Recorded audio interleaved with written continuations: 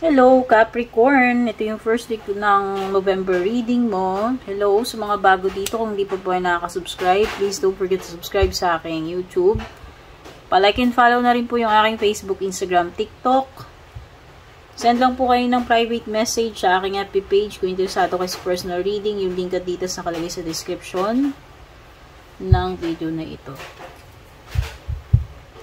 Ito ay collective reading lamang.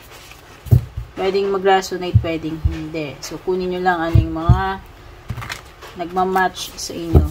Okay? Pag hindi nagre-resonate, wag ipilit. Ano yung overall energy mo muna? Virgo, first week of November. Overcoming obstacles. Napakaganda. You can overcome anything. Anything, take note. Malakas ka. Capable ka. Walang kahit anong istorbo ang magwawagi sa iyo yung first week ng November. Sabi kasi, ayan you can overcome anything. O, diba? Possible na outcome para kay, possible outcome for you, Capricorn. Open your heart to joy. Oh, cheer up. Kasi, ma-overcome mo naman kung ano man itong suliranin mo. O, di ba Tagalog? Kung ano man itong pagsubok na ito, suliranin, Capricorn, ma-overcome mo naman daw. So, rejoice and be happy. Open your heart to joy. Wag mong i-deprive yung sarili mo of happiness, enjoyment. O, diba? I-welcome mo yung i-welcome mo yung joy, happiness. Wag kang maging, ano ba tawag dito, yung masyadong, kung kasi, pwede kasing iba sa inyo kung nakaranas kayo ng mga hindi magandang experiences. Iba parang masyado nyo nang binabakuran, overprotective na kayo.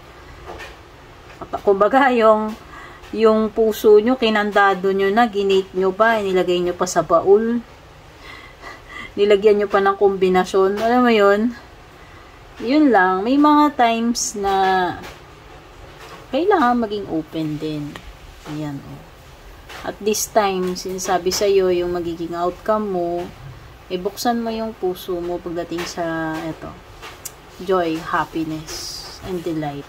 Diba? Huwag mo i-deprive yung sarili mo sa mga ganyan.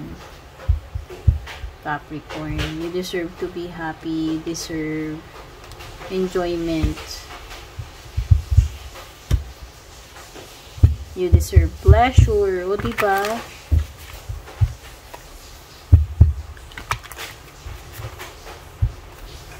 Buksan ang puso. Oh.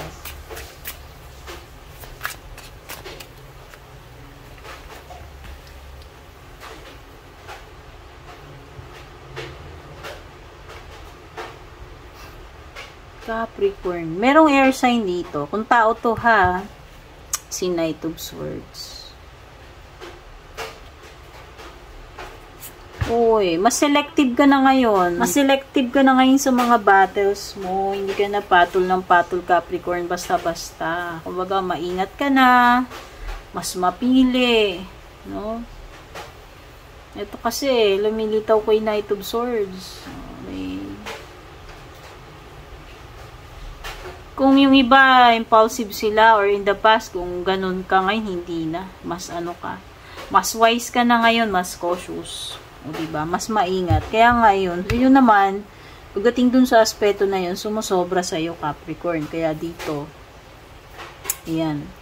Yung pagdating naman sa joy, sa happiness, pati ba naman yun, yung, protective ka pa rin. Kaya yan, buksan mo. Buksan mo lang kahit, kahit maliit. O, diba? Pagdating sa happiness, yun yung tinutukoy doon.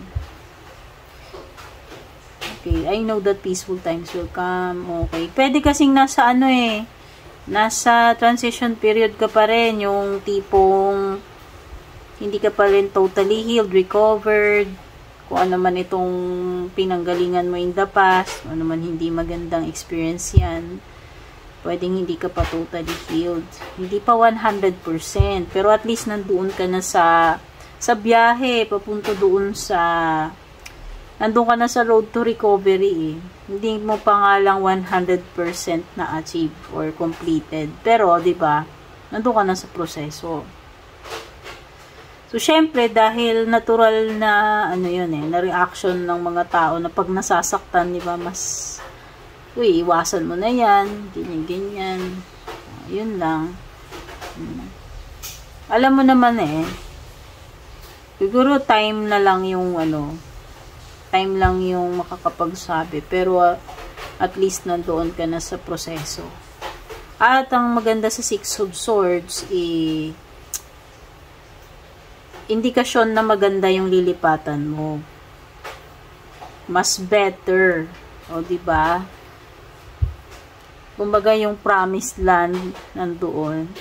Yung may maganda na naghihintay sa iyo. Kumpara doon sa inalisan mo, tinalikuran mo, papunta ka sa mas magandang place, mas better, mas okay, happier, mas peaceful, kung ano mang adjective yung magde-describe doon sa experience mo, kung ano man yung nagre-resonate sa iyo, Capricorn, no? Uy, you are journeying. Ayan, the Fool, oh. You are guided and protected on your life journey. It seems na may pinagdaraanan ka kasi itong Six of Swords is, ano eh, di ba nakasakay sa boat yan? Parang ganun. Baka namamang ka, nagta-travel, nagja-journey. Pareho lang kayo ni the Fool at saka ito, ni Six of Swords.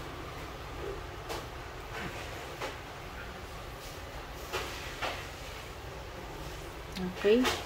Andun ka nga na meron kang literal na pinagdaraanan at mukhang yung journeying mo na yan eh hindi mo pa na-reach yung destination talaga, which is yun yung promise na Six of Swords. Pero kung ano man yun, maganda yung patutunguhan yan. Kasi nga yan, no, dito pa lang sa overall energy mo lumilitaw na you can overcome anything. Capricorn, kaya kung iniisip mo na hindi, nagkakamali ka. You are stronger than you think. At ikaw ay makakarating doon sa gusto mong puntahan. Ma-achieve mo yan, mapupuntahan mo yan. No, sabi dito, kahit anong pang humarap sa'yo, kahit anong obstacles pa yan, you can overcome anything. Ganon ka-powerful this first week of November. No? Start thinking na ikaw ay malakas. Start thinking na kaya mong ma-overcome yung lahat. Kasi pwedeng yung mindset mo, ano, pwedeng yun yung, ano, iba. At kung hindi ito yung mindset mo, start believing and start thinking na, ano nga, yan, ma-overcome mo tong mga to. Kasi di ba yun naman importante, kapag iniisip mo na kaya mo, kakayanin mo. Nasa sa fighting spirit mo yan eh. Kasi mukhang mahaba-haba pa tong journey mo, eh, may Fool ka po. Dalawang card nagsasabi na nagjo-journey ka. Kung naman yung pinagdaraanan mo or pagdaraanan mo pa. Pagdating sa love life mo, Capricorn, only you, devoted, attached, crave, clarity, family, okay. Parenthood, pregnancy. Pwedeng iba sa inyo dito, ano, nagpaplano na kayo magkaanak, pamilya, at para sa isa't isa ay ang tingin ninyo, ito na yung the one ninyo, only you, wala nang iba kundi itong person lang na ito, no? Whether siya yung nagsasabi niya no, ikaw, pwedeng energy mo yan, pwedeng energy niya, no? Okay, so maliwanag sa inyong dalawa kung sino talaga yung one and only para sa inyo. Kaya hindi magiging mahirap kung magde-decide kayo na magpamilya. Okay? Pwedeng iba, kayo na, mag-asawa na kayo, may anak na kayo. O yung iba dito, pwedeng dyan din pupunta eventually itong connection mo with this person. Kasi nga, alam ninyo and feel ninyo sa isa't isa na yun yung the one para sa inyo. Siya, yung the one para sa inyo. O diba? Very clear, ayan o. Truth, intentions, and honesty, parenthood, pregnancy, o pwedeng yung iba dito paparating na pregnancy yung tinutukoy, no?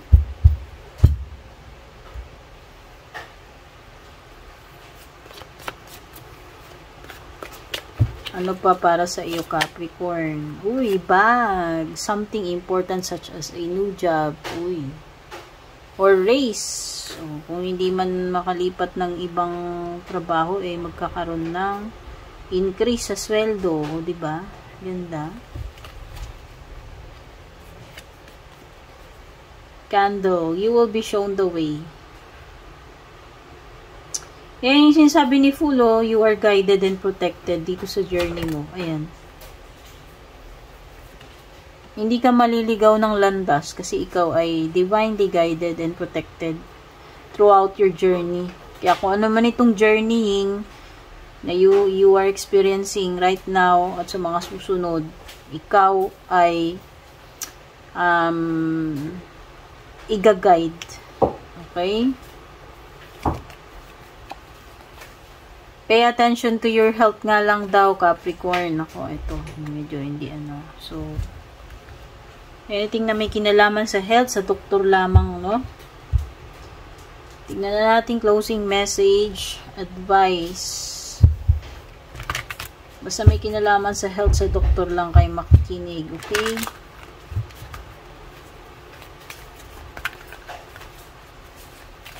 Yun yung profession nila. Yun yung expertise nila. At doon nyo lang i-entrust yung inyong kalusugan.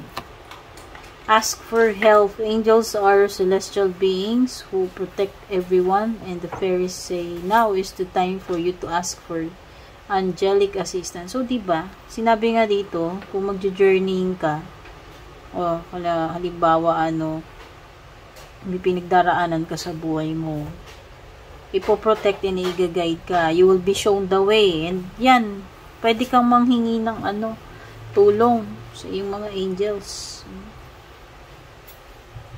For sure, pakikinggan naman nila yung prayers. Kung ano man yung mga dinadalangin. Hingi ka ng guidance, kung ano yung kailangan mo, kung clarity, hingi ka ng clarity.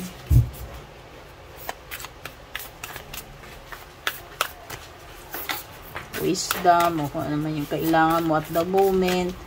Ano pa? Closing message advice. Capricorn, rabbit spirit, now is a lucky time. Siniswerte ka. Mukhang itong November, buenas. Pisa pa lang, buenas na. Rabbit. O, diba? Ito yung maswerteng pagkakataon para sa iyo, Capricorn. Kaya wag kang mag-alala, ayan nga, ma-overcome mo nga anything tapos you're divinely guided and protected pa. Okay? So, ito yung mga nakuha natin para sa iyo first week of November. Don't forget to like and share. Don't forget to subscribe. At kita-kits sa next reading.